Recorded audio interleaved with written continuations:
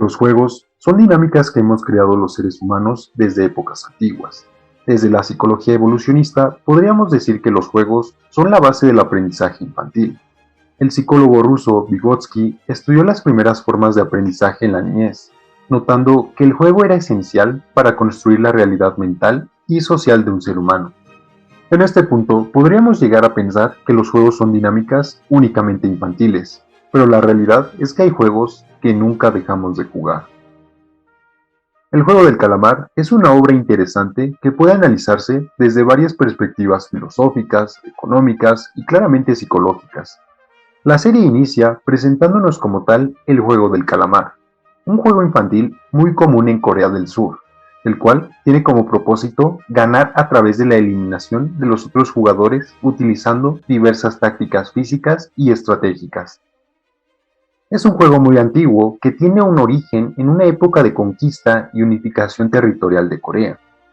Desde algunas perspectivas históricas, se dice que los juegos sustituyen los problemas bélicos, esto a través de una competencia más justa y menos violenta.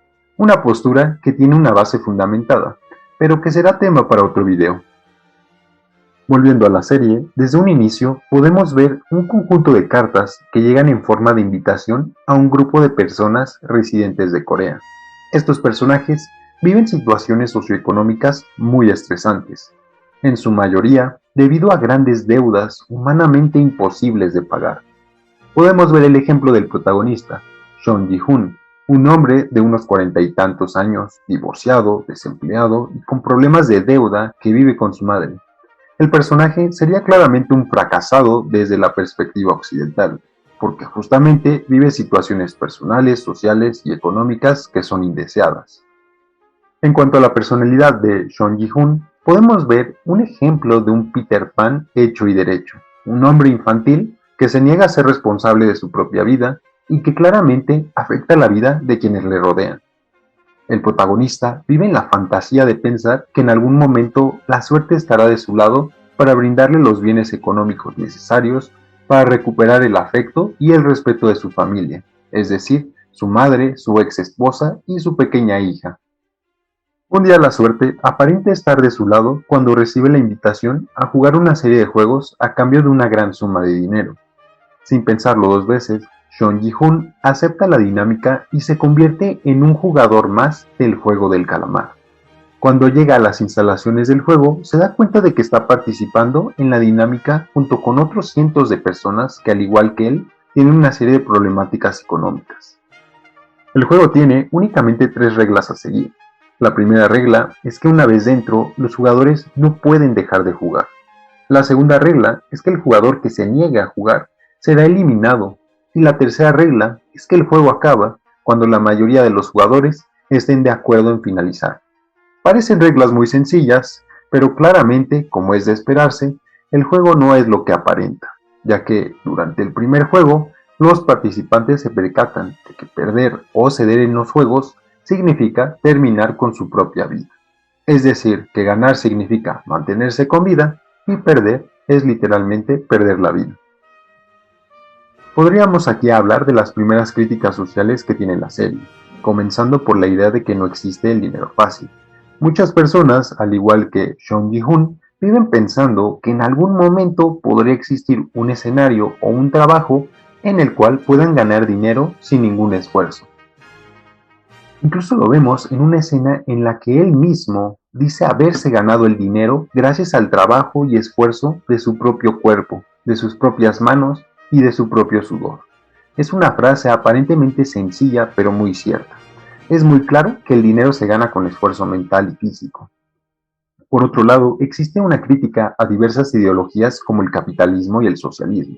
Por un lado, en la realidad capitalista, vemos diferencias muy significativas en el estilo de vida de los ricos y los pobres. Y dentro del juego, como un modelo tanto socialista, la idea de pensar que todos los jugadores son iguales y tienen la misma oportunidad de ganar. Una filosofía que en apariencia suena justa, pero que en realidad no tiene fundamentos en la práctica de los juegos. Otra crítica interesante es la que se le hace a la democracia. En algún momento, terminado el primer juego, los participantes votan si quieren continuar jugando o desean terminar el juego. Mientras votan, podemos ver cómo la mitad de los participantes están de acuerdo con continuar el juego, mientras que la otra mitad está de acuerdo con terminar. Es decir, un solo voto determinaría el destino de todos los participantes.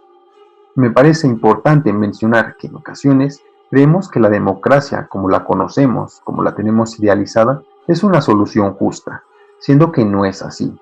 Platón y otros filósofos ya han hecho una clara crítica al concepto de democracia y sus desventajas en el mundo práctico. A pesar de que la mayoría de los jugadores acepta terminar el juego e irse a casa, en unos días, al volver a la realidad, se dan cuenta de que prefieren regresar a jugar, aunque esto signifique una gran probabilidad de perder la vida. Esto es importante de mencionar, ya que los jugadores se percatan de que si no mueren dentro del juego, seguramente morirán en la vida real, lo que hace que la mayoría de los jugadores que habían aceptado retirarse regresen para continuar el juego. Otro aspecto esencial de la serie es la construcción de los personajes, además de Seong Ji-hoon. Algunos de ellos tienen un sistema de creencias que los mantiene buscando el bien a pesar de todas las paradojas morales que puedan surgir. Otros, en cambio, tienen una maldad que se mantiene a lo largo de las pruebas. En ocasiones, algunos personajes pueden llegar a romper sus propias creencias y mantener una conducta maligna.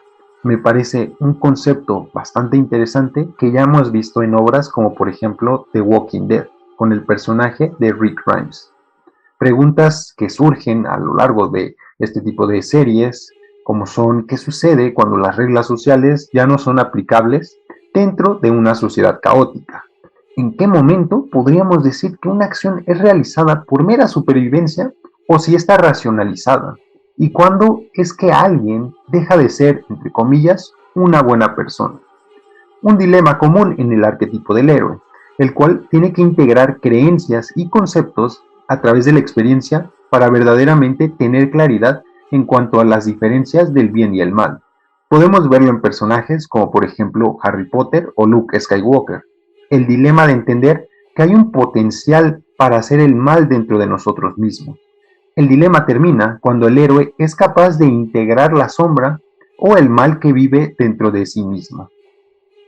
Hablando específicamente de la obra del Juego del Calamar, pareciera que Seong Ji-hoon no es capaz de integrar esto hasta el momento en que juega las canicas con el viejo sabio, momento en el que es capaz de aprovecharse la condición del hombre para ganar el juego y salvar su vida, algo que le cuesta mucho trabajo hacer, ya que hasta ese punto había tratado de obrar buscando el menor daño posible a los demás y siguiendo principios éticos como son el respeto, la honestidad y la lealtad.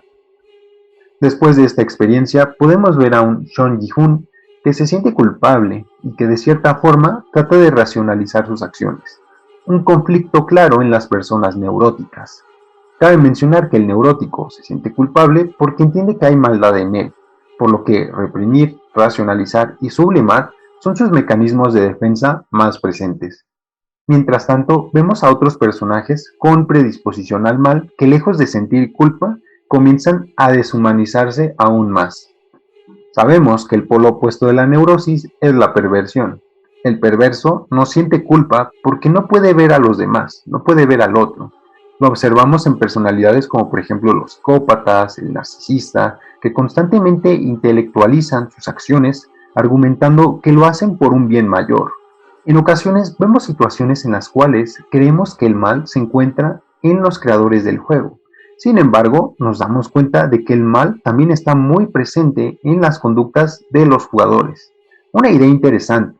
Actualmente existen ideologías políticas o económicas que explícitamente dicen que los pobres son buenos y los ricos son malos, o viceversa, diciendo que la gente con más educación, con más herramientas sociales, son muy buenas y mejores que aquellas que carecen de esta educación académica o de cierto nivel socioeconómico. En la serie lo vemos específicamente con un personaje que tenía una preparación académica muy alta. Sin embargo, sus creencias y su conducta se inclinaban a la maldad.